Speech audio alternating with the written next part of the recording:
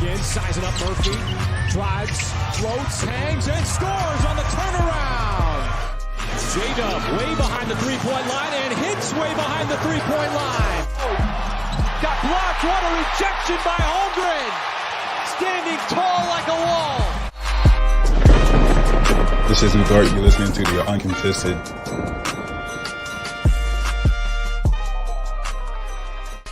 Hello, everybody, and welcome to the Uncontested post-game podcast. I'm your host for tonight, Justin, as the Thunder beat the New York Knicks 117-107 in dramatic fashion.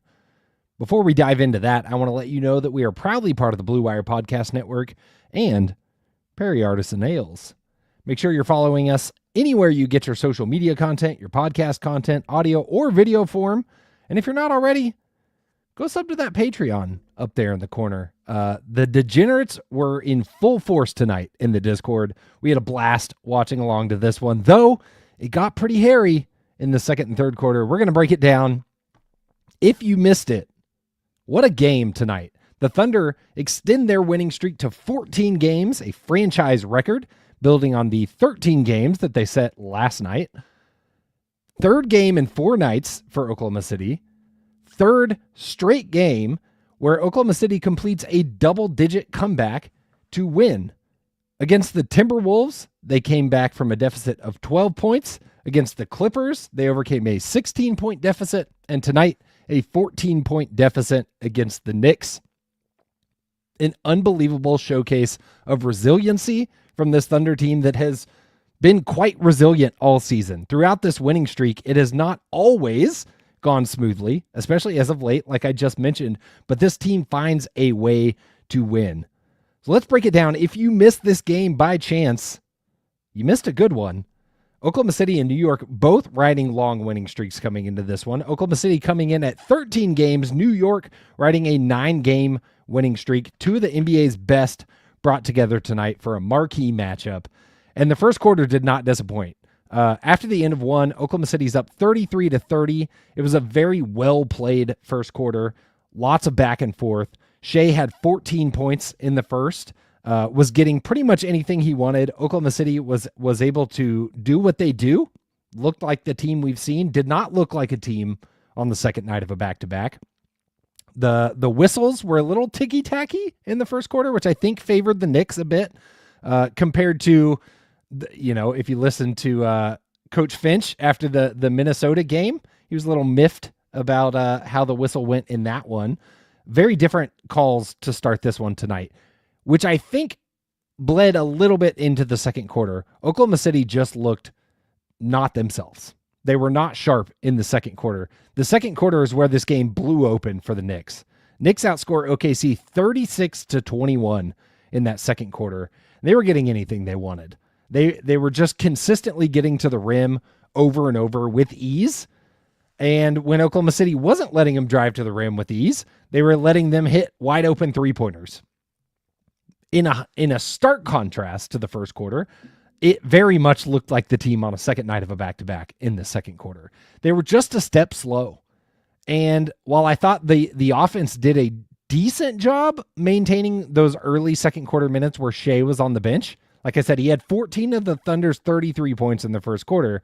So my head immediately went to, what does this team look like when Shea's on the bench to start the second? They did okay. Surprisingly, a big chunk of that run came once Shea was back on the floor. And it just got ugly. Shea missed like 10 out of 11 shots at one point. Like, he didn't look like himself. He was missing bunnies that he usually nails. It just looked like the Thunder team was off. And honestly felt like, okay, it's just not their night. If this is how the streak ends, this is how it ends. To a great team that's also just gotten ridiculously hot. The Knicks were shooting something around 60% at halftime. That's a tough formula to beat. But much like the Goonies, this team never says die. They came out in the third quarter, immediately went on an 8-0 run to kind of get their heads back into it, got the crowd back into it, made everybody start to believe again. They end the third quarter being outscoring the Knicks by 4, 26-22. But the fourth quarter is where this thing really turned on its head. They kept it respectable, heading into the fourth. They stayed within striking distance, and oftentimes in this league, that's all that you need. That's all you need is to be within striking distance. And the Thunder were able to strike indeed. They outscore the Knicks 37-19 in the fourth. The beginning of the fourth was trademarked by fourth quarter Dub. Dub, who was having a bit of a rough offensive go in the first three quarters, probably not an unfamiliar statement. He's had a bit of a rough stretch offensively recently, but to start the fourth, he was getting to the rim with authority. He was aggressive. He was driving to the basket. He was finishing with conviction. It was beautiful. It was vintage fourth quarter Dub, and instantly cut it to 4, if I'm not mistaken. Led to an early Tom Thibodeau timeout. The Paycom Center was popping. Shea comes back in shortly thereafter. And then my man Aaron Wiggins saved basketball, as he does so often tonight. He comes in and hits a flurry of three-pointers. My guy could not miss. The chat's already been going crazy for Aaron Wiggins, and deservedly so. Aaron Wiggins was unbelievable in the fourth quarter tonight. He's also kind of had a bit of a rough stretch recently, right? Like, he hasn't been playing his best basketball, but tonight he was there when you needed him. And that's why we're not going to beat around the bush anymore. We're going to go ahead and break out the King of the Prairie, Aaron Wiggins, the obvious choice tonight. Aaron Wiggins in 25 minutes goes for 19 points on 7 of 9 shooting, 4 of 6 from behind the arc, 5 rebounds, 2 assists, and 2 blocks. Absolutely everywhere. Just swarming the floor in the right spots on offense, and then knocked it down when his number was called. He had a couple big free throws, or I guess a big free throw that was an and one, but like, just beautiful. When the Thunder needed somebody to step up tonight, it was Aaron Wiggins. And I think that's a testament to the grit that this team has. Memphis fans are probably going to come for me. I feel like that's one of their trademarked words. We're going to go with the heart. See what I did there? The heart that this Thunder team has. They needed a guy to step up. Third game in 4 nights. Third double-digit comeback in a row. They needed somebody to step up when your main guys aren't necessarily on the top of their game. There was a lot of uncharacteristic turnovers. Isaiah Hartenstein let some balls slip out of bounds. Shea wasn't finishing as well as he has that you've come accustomed to. J-Dub was having a hard time at the rim. Isaiah Joe was in a cold streak from behind the arc. You needed someone to step up, and it was Aaron Wiggins. And he stepped up phenomenally. And that is why Aaron Wiggins, undoubtedly tonight's King of the Prairie, brought to you by Prairie Artisan Ales. And right on cue, I got another fella to join me to break this one down. Mr. Jacob, how are we doing tonight? Lord have mercy, I'm about to bust. Well, that's why you're here. I don't know how far you're in on the show, Justin. I just did a high-level recap of the game, and then obviously a quick transition into Aaron Wiggins being our King of the Prairie for tonight. So, initial thoughts, Jacob. Now that we've kind of covered the ebb and flow of the game and the recap, initial takeaways, big takeaways from this one for you. I thought the streak was ending. I think a lot of us did. I thought the streak was ending. Obviously, the Aaron Wiggins stuff is just insane. But it was the second half. The fourth quarter of this game was the third quarter of the past few games. Yep, exactly. Right. I had the stat here.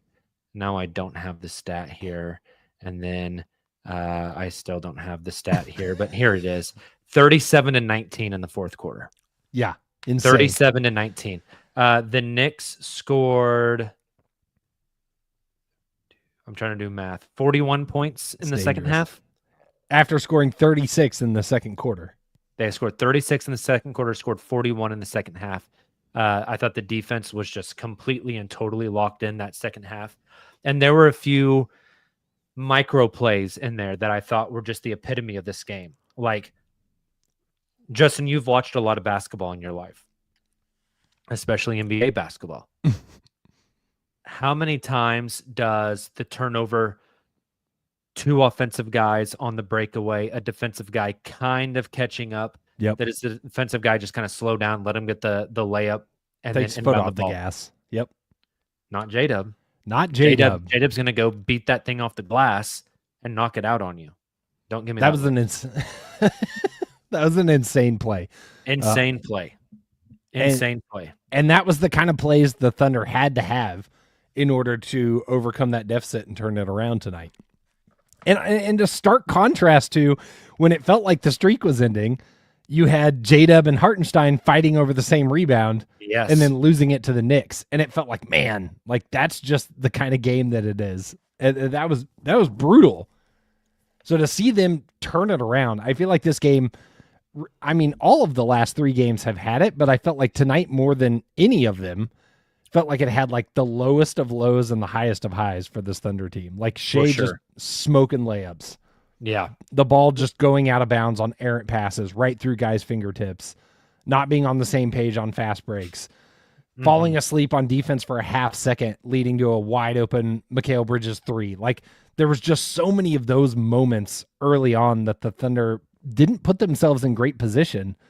But to your point, the second half, they flipped it on its head and they found another level. And to do that on the second night of a back-to-back and the third game in 4 nights against the Knicks, who are on a 9-game win streak, is incredibly, incredibly impressive. Yes. And there's so many things I want to talk about, Justin. The Knicks shot 58% from the floor in the first half. Yep. They ended the game at 48%. Yep. That's not they shot 48% in the second half. That's they went from 58 to 48. That's a big decrease. That's a big decrease. That is a big decrease. They shot 28% from behind the arc also, which is crazy. I don't know. After the hot start. Well, and that was another thing I wanted to bring up. They go into half, and Mikal Bridges is 4 of 6 from 3, and OG Anunoby's like 4 of 5 from 3. Yep. And you're just like, man, these guys are just killing the Thunder. Mikal Bridges finishes 4 of 11 from behind the arc. Exactly. At some point, it's either A, they're going to regress to the mean, or B, if a team shoots that well, if a team shoots 60% from the floor in a basketball game, that team's just going to win the basketball game. And that's just, it is what it is. That's the NBA Cup final. Exactly. Yep. But that's not what happened. That's not what happened. Not tonight. Defense settled in. Let me ask you this. How did you feel about the Thunder running that starting lineup, but putting J-Dub on the center and putting Hartenstein? We got a heart-on-heart action. By the way, nice shirt. I see you're rocking our I Heart OKC shirt tonight. That's a A+ apparel choice. Do you know where I'm going to wear this next, Justin? MSG, baby. I'm going to wear this in MSG 7 days from now as the that. Thunder are taking on the Knicks in Madison Square Garden. If you never hear from me again after that night, just say a prayer and give my life insurance to someone who deserves it. Someone ripped your heart out, maybe. Anyway, I thought that the J-Dub on Cat thing was really interesting. Props to you for going on the Knicks podcast yesterday. Was that yesterday or Knicks Fan TV yesterday. Knicks Fan TV yesterday. Our guy Jacob was on there, and you talked about that. I think that J-Dub has the positional versatility to pull it off. And I thought what was really interesting in the first quarter specifically, it felt like Cat was hunting that mismatch, and it wasn't serving him well. He was not getting what he hoped for. It reminded me of the days where you would get like bad Russ and he got tunnel vision and it was just Westbrook versus whoever happened to be guarding him and the other players on the court didn't exist. That's kind of how it felt in the first quarter for Cat. Like almost like he felt a slight by J-Dub guarding him, and J-Dub got the best of him in the first quarter, but in the second quarter that table turned. They threw J-Dub at him, they threw Dort at him, and Cat got a lot of easy dunks as a result. You know, it's a tough matchup. I think overall, total course of the game, you live with it. Obviously, you got the win. It's a net victory over the course of the game. Cat won some moments. He had a buttload of rebounds tonight. How many did he finish with? 22 rebounds tonight. Those are things that, like, when you're playing with one solid center, when Chet's still sitting on the end of the bench in his bomber jacket and his like custom velour sweatsuits, you got to live with that. There, you can't be perfect against a team like the Knicks because you just don't have the matchups. So the Thunder have to be strategic about how they approach it. And tonight, I think, like I said, Cat had his moments, but overall, it was a winning strategy for the Thunder. And I think that speaks to the caliber of defender that Lou Dort is and the versatility that J-Dub can bring, that he can go somewhat comfortably guard Cat for half an NBA game is pretty insane. So, Justin, do you know how many 3-point attempts Cat averages per game this year? I'm going to guess it's like 6. It's 5. It's 5. Okay. Do you know how many attempts he had tonight? I'm going to say it didn't feel like a lot. 2? 0. Big old 0. Big old 0. I think that's the reason why the Thunder did That's a the great matchup point. the way they did. He kept wanting to take him in the paint. Yes. Like if you put J-Dub on Cat, what that does is it takes away the pick and pop with Jalen Brunson. J-Dub can close out on that 3 and guard him on the perimeter where Isaiah Hartenstein cannot. And then if Cat tries to put the ball on the deck and attack off the dribble, J-Dub is quick enough to stay in front of him, has got the hands to steal it. Hartenstein cannot do that. Hartenstein is not going to be able to guard him out on the perimeter like that. Yep.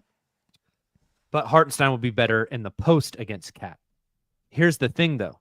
If you put J-Dub on Cat like they did, then you get exactly what we saw, which is Cat not shooting threes, but instead Cat wanting to post up and play bully ball. It is much easier to double down and bring a crowd to Cat on the block than it is when he's above the break at the 3-point line. And that's a great point. That's the philosophy right there. That's a great point. We're going to take away the 3. If you want to post up, that's fine. And we're going to show you a bunch of bodies and we're going to crowd you. But we're not going to give you the open 3 by letting Isaiah Hartenstein guard you because we can't bring the help all the way out there. If we bring the help all the way out there, then we're stretched out way too far. And the Knicks are going to ding, ding, ding, and then hit the corner 3. Yep. So you force them to go inside where the help has a much shorter rotation to get there. I thought it was a really interesting philosophy. I thought the Thunder would try it. I didn't know it would be the entire game plan. Yeah, right. It felt like something you could throw as like a change-up look. It'll be interesting to see what it looks like. To your point, they run this back a week from now. It'll be interesting to see what adjustments both teams make in regards to that matchup because it's a clear mismatch in terms of personnel right now while Chet's out. Definitely. The other 2 things that really jumped off the page for me tonight, Justin, both in the fourth quarter. First, another defensive wrinkle that I just find fascinating. Isaiah Hartenstein was guarding Josh Hart, who Josh Hart effectively plays the 4 for that team, right? Josh Hart's been on a heater shooting, but he's not historically a good shooter. The Knicks, for like 3 straight possessions there in the fourth quarter, brought Josh Hart up to screen Lou Dort, who was guarding Jalen Brunson, looking for either Lou Dort to go under the screen and give Jalen the open pull-up, or force the switch to where Hartenstein was on Jalen Brunson, and then they would just back that out and play the cat and mouse game. Every time Josh Hart came up for that screen, instead of playing on the underside of the screen, meaning playing between Brunson and the hoop, Hartenstein played on the top of it. That way, Jalen Brunson could not come around the screen. If he came around the Josh Hart screen, he was running right into Hartenstein's chest. Dort would come on the other side. They would blitz it, and then Hartenstein would fall back into the lane where Josh Hart was, resulted in, I think, 2 straight turnovers. Because the way they blitzed Jalen Brunson on the pick and roll, the next time down the court, the Knicks went away from it. For the rest of the fourth quarter, they would do some dribble handoffs with Josh Hart to try to get Isaiah moving a little bit. They would do some different things, but they went away from the traditional pick and roll, which is where Jalen Brunson thrives at, because the Thunder defense was too damn good against it. I thought that was really fascinating. My second thing, I thought maybe some of the most impressive plays of the night were Shea in that fourth quarter when the Knicks blitzed the pick and roll. And you saw what Shea did. Yeah. The guy rotating down, the roll man rolling down the lane. Shea was just finding that pocket pass every time, and then that results in a 3-on-4, resulted in a wide open Aaron Wiggins 3. Yep. Got Isaiah Hartenstein a bucket at the rim. The execution down the stretch offensively was unreal. I thought Shea's playmaking in that pick and roll, getting blitzed. If I'm Shea Gilgeous-Alexander, I'm shooting that bitch every time I touch it. And that's probably why you're not Shea Gilgeous-Alexander. Incredible feel for the game, lack of selfishness, and just ability to make the right play regardless of what it is. And I think that is infectious. You saw everybody making good reads. Lou Dort had that really great find to Isaiah Hartenstein on the almost and one that got waved off because he was gathering the basketball a little bit. Horseshit. But everybody was playing with a high IQ, and I think that's one of the hallmarks of this Thunder team, and it was on full display tonight down the stretch. Finding the right plays, making the right reads, passing to the best shot, and tonight at the end of that oftentimes was Aaron Wiggins to finish it off. I think also very impressive, as someone in the chat just pointed out, doing this stretch with no Alex Caruso again is extremely, extremely impressive. There's a chart going around Twitter today showing Holmgren either, obviously no Chet Holmgren either. There was a chart showing Oklahoma City's like net rating or defensive rating is hands down obviously like the best, and then if you take the small sample size of with Caruso and Chet, it's just otherworldly. And I think when you reflect on this win streak, now sitting at 14 games with some tough games up ahead, they're doing it at a lesser version of what this team can be. And I think that's horrifying for the rest of the league. Yeah. It's extremely impressive how they're able to find a way. It's tough not to think about what a game like tonight looks like with a healthy Chet Holmgren and a healthy Alex Caruso in the lineup on both ends of the floor. If they have both those guys, the Knicks don't score 85. It feels that way. Yeah, absolutely. I think one other guy I wanted to touch on tonight. I briefly touched on him in the game recap, but J-Dub tonight, fourth quarter specifically, was everything you want out of J-Dub. I think the fan base has rightfully been criticizing J-Dub's offensive play recently. He's been going through a bit of a rough stretch.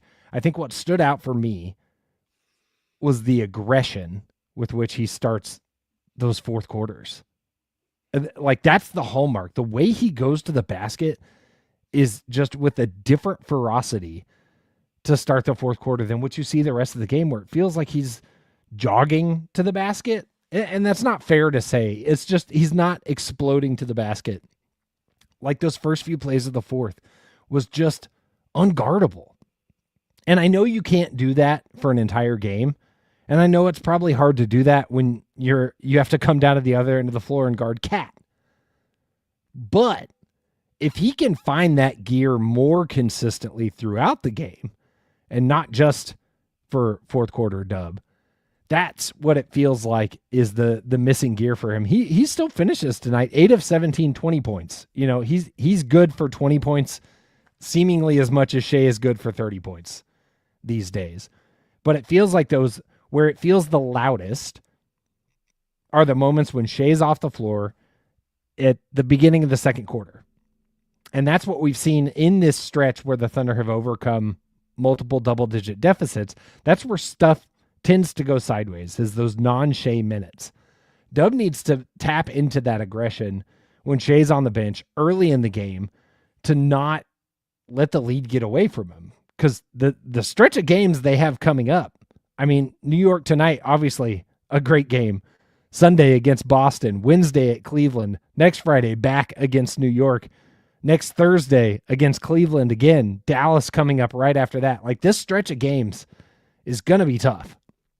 Absolutely. They're going to need J-Dub to be J-Dub. They're going to need fourth quarter dub to also be third quarter dub and second quarter dub and first quarter dub if they want to continue their winning ways. And I think that it's encouraging for me to see those flashes, right?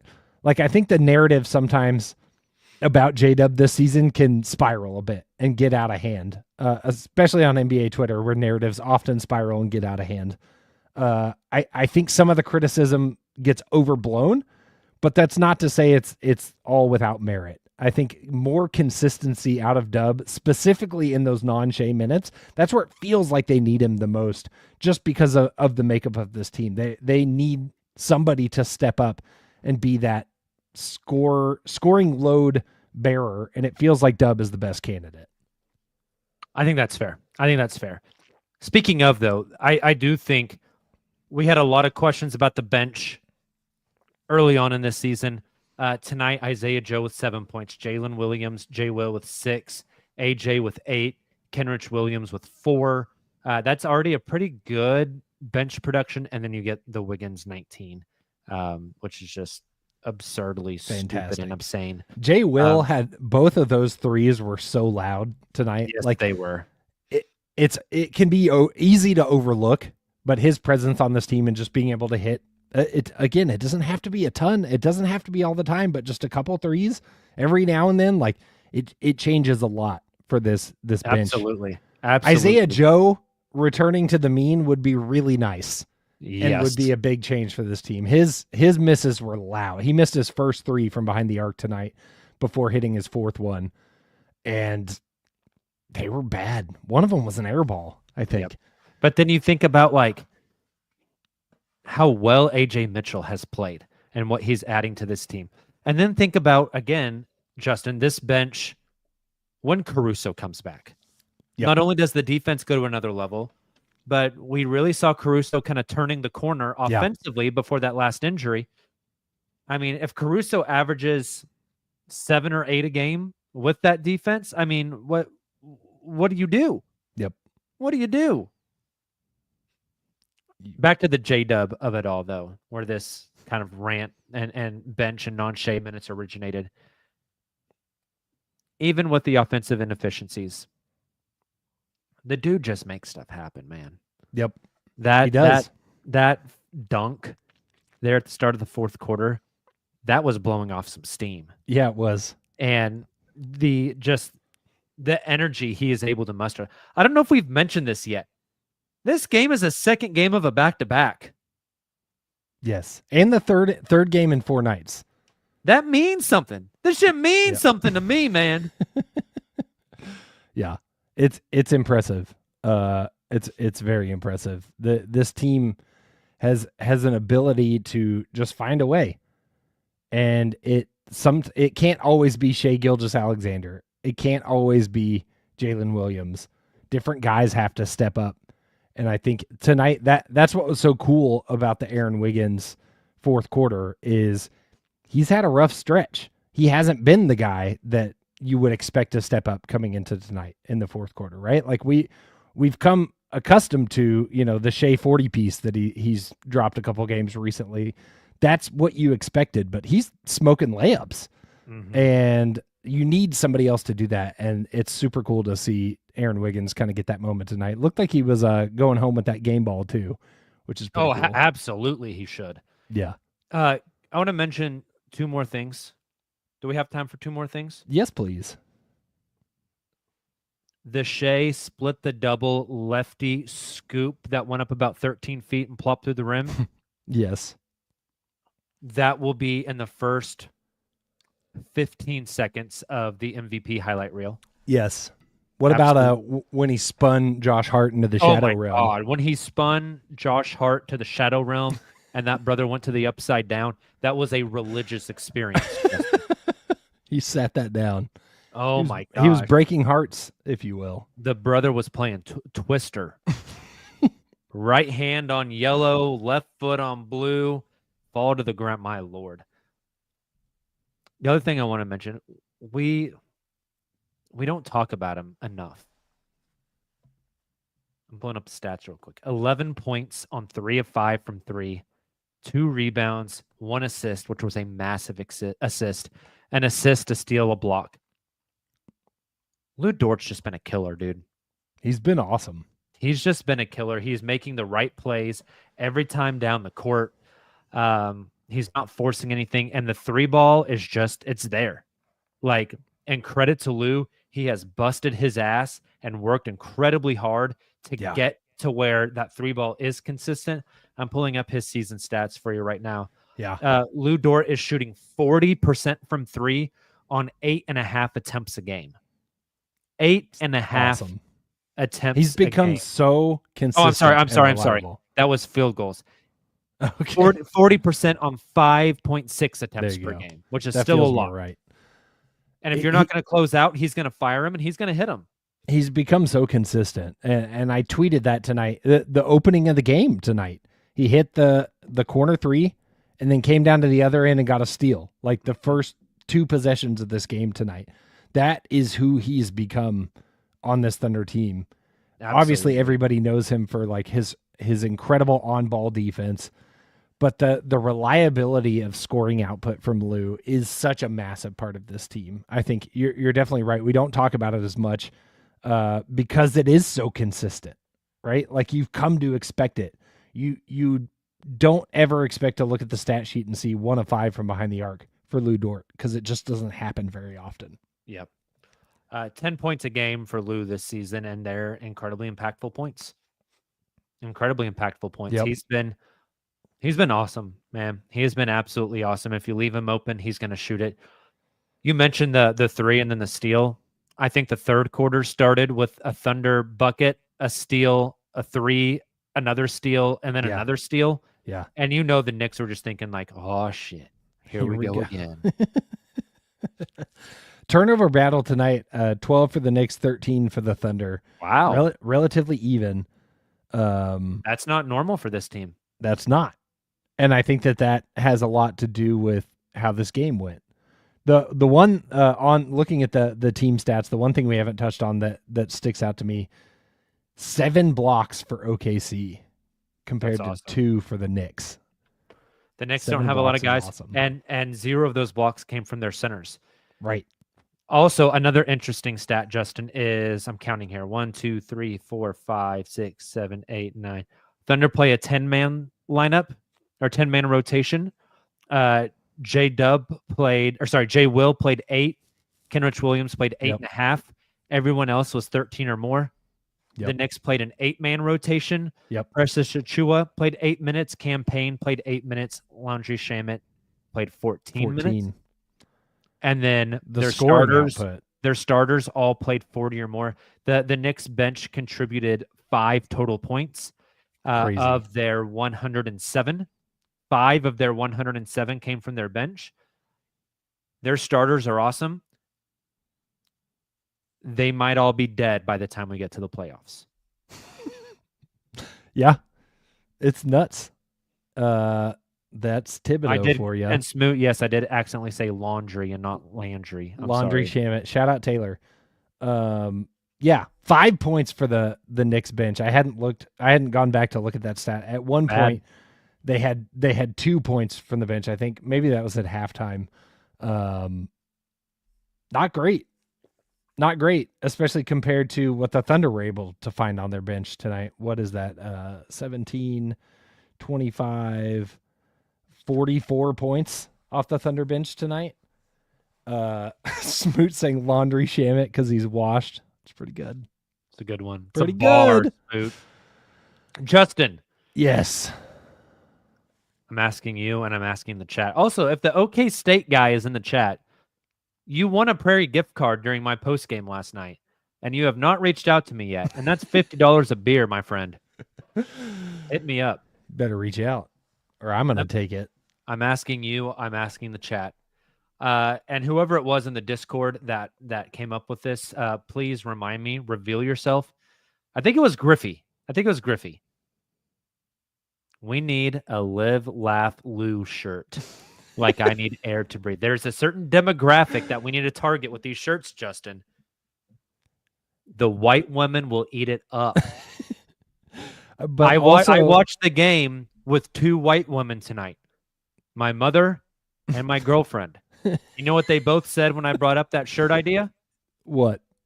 I'd buy it. There is untapped potential here. That's at least 2. Live, laugh, Lou. Chat, let me know. Are we going to make him? Does Justin need to get in his bag? I like it. I'm not opposed. I think you'd get a lot of people wearing them ironically as well. I feel like it's got to be in Wine Mom font also. Oh, dude, 100%. Straight out of Hobby Lobby. It's good. It's good. I like it. Well, thank you to everybody that's tuned in tonight. There's a ridiculous number of you choosing to spend your Friday night with us breaking down this crazy game. 14 straight. We got more ahead of us. Boston, Sunday, 2:30 p.m. We're going to be back for our normal Sunday weekly show after that one. Obviously breaking down the Boston game before they head on the road to Cleveland on Wednesday and New York again next Friday. Jacob's going to be making a little East Coast road trip. So look for a little Alex Caruso doppelganger at some of those games. Hey, that Wizards game, y'all might see me on television. Also, Justin, yes, a week from tonight, that game in Madison Square Garden is the next Discord live watch party. Yes. So if you haven't, sign up for the Patreon. Go hop in the Discord. It was a blast tonight. I love how you point the wrong way every time the first time. There's a SpongeBob episode where they do something like this? Yes. Okay. The Discord was hopping tonight. Dustin can verify here. Get in the Discord. Had a great time, as always, with the Degenerates. It's a blast. So come hang out. Got a lot of big games coming up. We'll see how long this streak can go. But regardless, win or lose, we're going to be here with you for all of it. So make sure you subscribe wherever you get your podcasts. Tune back in next time on Dragon Ball Z. On that note, Thunder up!